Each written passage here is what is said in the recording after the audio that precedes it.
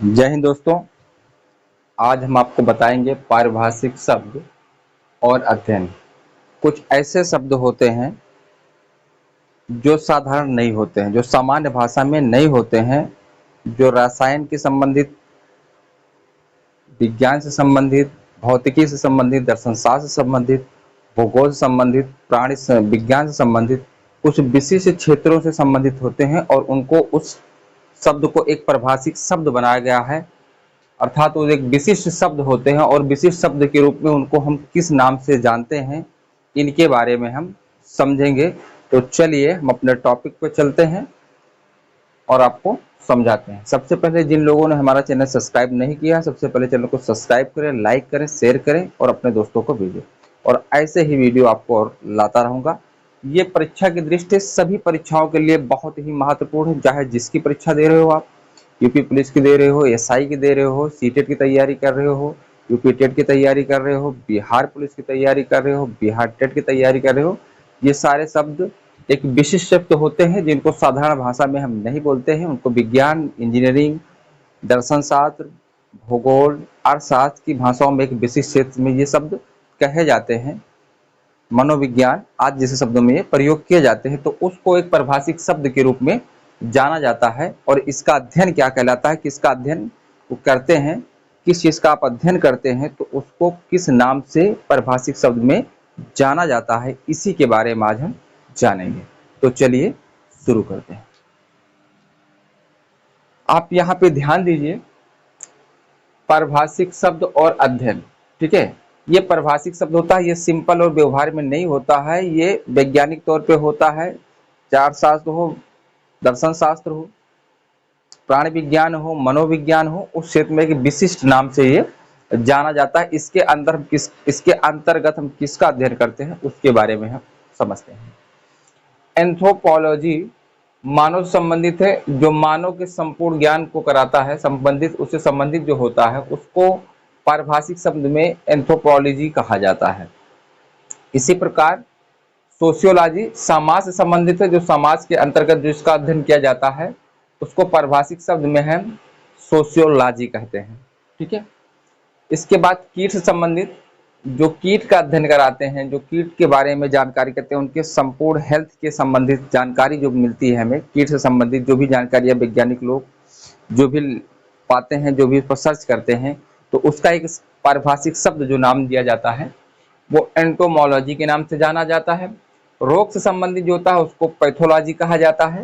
Pathology जो रोग से संबंधित होते हैं उनको हम पारिभाषिक शब्द में पैथोलॉजी कहते हैं।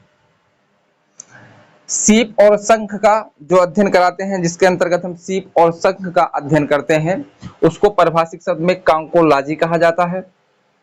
जो रक्त का अध्ययन करते हैं, रक्त से संबंधित जो अध्ययन किया जाता है उसको पारिभाषिक शब्द में हम हेमेटोलॉजी कहते हैं। उसी प्रकार ऊतक, ऊतक का मतलब होता है, ऊतक का मतलब होता है, जैसे जानते हैं कि हमारा जीवन कोशिका पर आधारित है, किसी भी जीव की जीवन संभव नहीं है, क्योंकि कोशिका सबसे मूलभूत क्रियात्मक और सृजनात्मक इकाई होती है।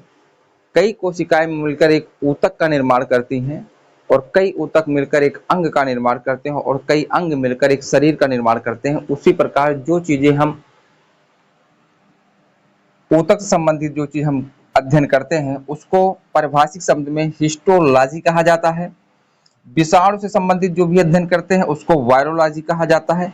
हृदय से जो भी बीमारियां हो गई, हृदय से जो हेल्थी चीजें हैं, हृदय के हेल्थ के बारे में, उससे संबंधित बीमारियों के बारे में, उससे संबंधित रोग के बारे में जो भी हम अध्ययन करते हैं उस अध्ययन को पारिभाषिक शब्द में हम कार्डियोलॉजी कहा जाता है, ठीक है। क्योंकि हृदय के चारों ओर एक झिल्ली पाई जाती है जिसको पेरिकार्डियम कहा जाता है, तो उसी संबंधित कार्डियोलॉजी कहा गया है, ठीक है।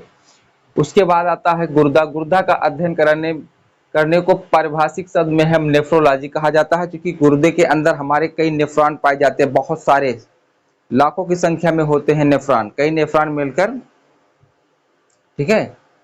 तो कई नेफ्रॉन मिलकर हमारे गुर्दे के में जो रक्त का क्या कर छानने का काम करते हैं, तो रक्त को छानने के काम, जो अपशिष्ट पदार्थ हैं, जो खराब पदार्थ हैं, उनको अलग करने का काम गुर्दा करता है। और ये सब होता है नेफ्रोलॉजी के अंतर्गत, नेफ्रॉन के अंदर होता है, कई नेफ्रॉन मिलकर, क्योंकि गुर्दे की क्रियात्मक और संरचनात्मक इकाई होती है नेफ्रॉन, ठीक है। तो गुर्दे का अध्ययन क्या कहलाता है? नेफ्रोलॉजी। जिससे हमने बताया हृदय का कार्डियोलॉजी, गुर्दे का नेफ्रोलॉजी कहता है। गुर्दे से संबंधित जो भी अध्ययन होगा उसको हम परिभाषिक शब्द में नेफ्रोलॉजी कहते हैं। माइक्रोलॉजी, फफूंदी, जो छोटे छोटे जीवाणु होते हैं उनको जो होता है उनको हम उनका अध्ययन क्या कहलाता है? माइक्रोलॉजी कहा जाता है। जो जीवाणु होते हैं, क्योंकि कोशिका सबसे छोटी कोशिका किस में होती है? सबसे छोटी कोशिका जो होती है जीवाणु में पाई जाती है, जिसको माइकोप्लाज्मा कहा जाए। माइकोप्लाज्मा एक जीवाणु जिसमें सबसे छोटी कोशिका पाई जाती है। तो उसी के आधार पर है फफूंदी का जो अध्ययन करेंगे तो परिभाषिक शब्द में उसको माइक्रोलॉजी के नाम से जाना जाएगा। यहाँ तक बात क्लियर होगी। इसके बाद हम चलते हैं मिट्टी के अंतर्गत, जो मिट्टी की जानकारियां करते हैं, मिट्टी के बारे में जो कुछ हम पढ़ते हैं, अध्ययन करते हैं, उसको परिभाषिक शब्द में पेडोलॉजी कहा जाता है।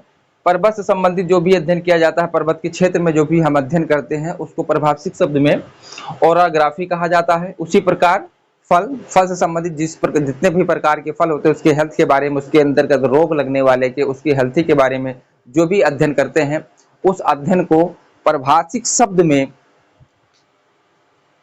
पोमोलॉजी कहा जाता है। दांत संबंधित है, दांत के बारे में जानने का अध्ययन, दांत के अंदर कौन से कीटाणु लग रहे हैं उसके रोग से संबंधित जो भी अध्ययन करते हैं, तो हमने पहले बता दिया है साधारण भाषा में नहीं होते हैं, ये गणित की भाषा में होते हैं, विज्ञान की भाषा में होते हैं, मनोविज्ञान की भाषा में होते हैं, अर्थशास्त्र की भाषा में होते हैं। एक विशेष क्षेत्र में इसको एक विशेष क्षेत्र बना दिया गया, उस विशेष क्षेत्र को यानी एक विशेष शब्द होता है, उसी शब्द को हम पारिभाषिक शब्द करते हैं, तो उसी का अध्ययन क्या कहलाता है, ठीक है। तो दांत से संबंधित को हम क्या कहेंगे?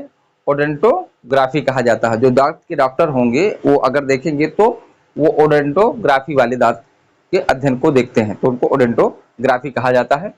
इसी प्रकार रेशम के कीड़ों का जो अध्ययन करते हैं उसको परिभाषिक शब्द में हम सेरीकल्चर कहते हैं। और वृक्षों और झाड़ियों के संबंध के बारे में जो भी अध्ययन किया जाता है उसको परिभाषिक शब्द में है डेंटोलॉजी कहा जाता है, ठीक है। उसके बाद में गुप्त लेखन के अंतर्गत जो भी आता है उसको क्रिस्टोग्राफी कहा जाता है। तो ये परीक्षा की दृष्टि से ये जो सारे शब्द दिए गए हैं परिभाषिक शब्द और अध्ययन बहुत ही इंपॉर्टेंट है और सब लोगों को जानना ये जरूरी है, ठीक है। तो बस आज के लिए मेरा एक छोटा वीडियो था आप लोगों के लिए। अगर ये वीडियो अच्छा लगा हो तो लाइक, शेयर और कमेंट का जरूर करें। तो दोस्तों फिर मिलेंगे अगले वीडियो में, तब तक के लिए धन्यवाद। जय हिंद।